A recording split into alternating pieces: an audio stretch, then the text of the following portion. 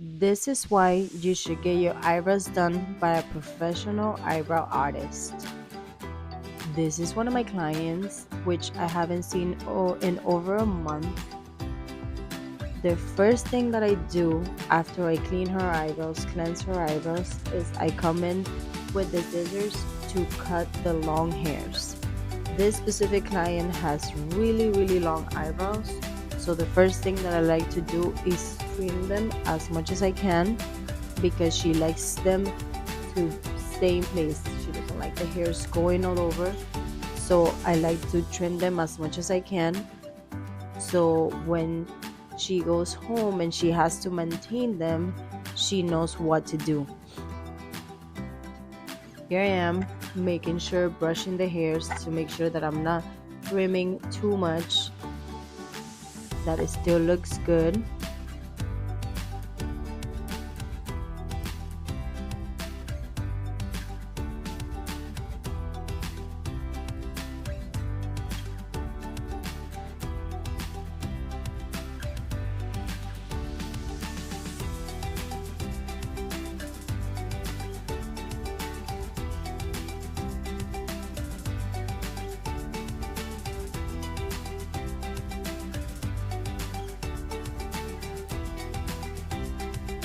This is interesting.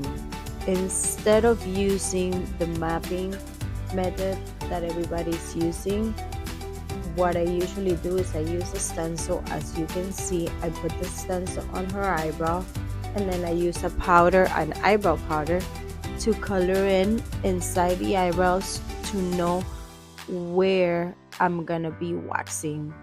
So what I do is I move it around to get her shape and to get the actual shape that I know she will like. As you can see, it is now like it has the color. It's a little bit darker than the other one, and then I move on to the next one. I just place my stencil down and I put the powder around.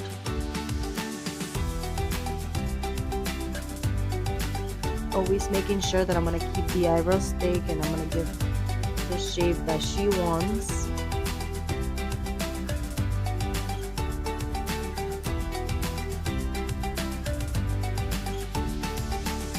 After I did both eyebrows, I like to brush them again just to make sure every hair is in place. And then I always like to start in the middle, applying my wax, always going with the hair and always pulling in the opposite direction. Just applying a little bit of pressure, not too much, painless and fast. Then I always like to start from the right. So then I do the top of the eyebrow.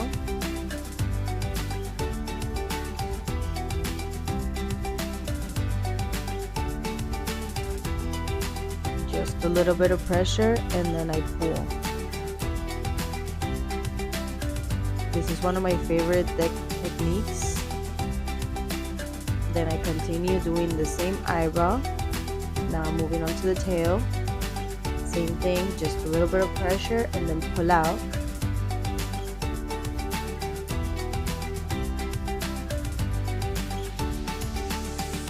Here will be the most important part, the bottom of the eyebrow. That's me just trying to make sure that all the hairs are in place so I don't mistakenly grab anything with the wax. Make her close her eyes and not to move, and then I just drag the wax around it. That one I did apply a little bit of pressure and then pull. Crazy how you can already tell the difference from one eyebrow to the other one.